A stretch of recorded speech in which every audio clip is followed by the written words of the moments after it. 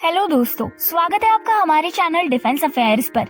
दोस्तों, देखा जाए तो आज के समय में रशिया और यूक्रेन वॉर केवल नाम मात्र का बन गया है, क्योंकि ये अब रशिया यूक्रेन वॉर ना रहकर Russia versus western nation war हो गया है। जाहिर सी बात है कि रशिया द्वारा किए गए सबसे बड़े फैसले ने आज दुनिया की जियोपॉलिटिकल सिचुएशन को बदल कर रख दिया है। इसी बीच बरसों से दुश्मन रहे रशिया और अमेरिका, इन दोनों को भी एक दूसरे के सामने आने का मौका मिल गया है। इस वॉर ने एक चीज जो सभी देशों को सिखा दी है, वो ये है कि हम जितने देशों के साथ अपने संबंध अच्छे से बनाकर रखें उतना अच्छा है। इस मल्टीपोलर वर्ल्ड की इस मेंटालिटी को ध्यान में रखते हुए इंडिया ने भी अपनी टू वे अप्रोच को बनाए रखा है, और वो ये है कि इस बार में रशिया को पूरी तरह से सपोर्ट ना करके उसने वेस्टर्न नेशन को ये दिलासा दिया है कि इंडिया इस वॉर में रशिया की तरफ नहीं है। वही अगर हम इसके दूसरे पहलू को देखें तो रशिया से डिस्काउंटेड रेट्स पर ऑयल खरीद के इंडिया ने उसकी इनडायरेक्टली काफी मदद भी की है। पर बात अब केवल ऑयल खरीदने तक की नहीं रही है।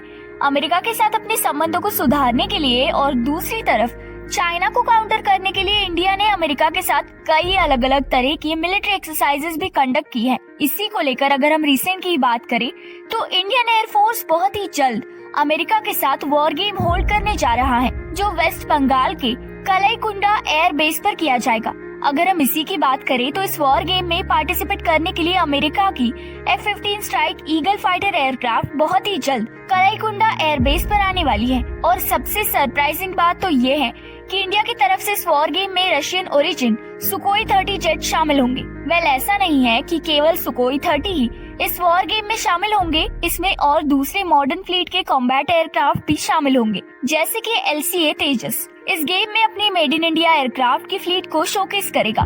इस वॉर गेम में अमेरिकन एयरफोर्स की कंटिजेंट्स जो अमेरिकन मिलिट्री की पैसिफिक कमांड को रिप्रेजेंट करती हैं, वो शामिल होंगी, और ये कमांड इंडिया को इंडो पैसिफिक रीजन में भी कोऑर्डिनेट करती है। देखा जाए तो इस वॉर गेम की टाइमिंग बहुत ही सही है, क्योंकि F-15 फाइटर एयरक्राफ्ट उन कंटेंडर में से एक है जिसे इंडियन एयरफोर्स अपनी फ्लीट में शामिल करना चाहती है। इस दौरान इंडियन एयरफोर्स इसकी और दूसरी कैपेबिलिटीज को भी जान सकती है।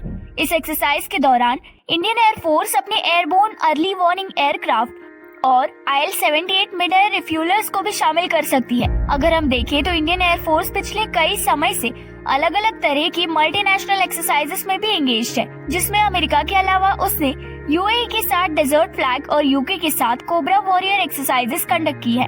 अमेरिका के साथ की जाने वाली इस एक्सरसाइज का सबसे बड़ा एम ये है कि ये दोनों forces cooperation, air crew tactics और फोर्स एम्प्लॉयमेंट पर फोकस करेगी। इस बारे में आपको क्या लगता है, जरूर बताइए। साथ ही साथ वीडियो को लाइक कीजिए और चैनल को सब्सक्राइब कीजिए।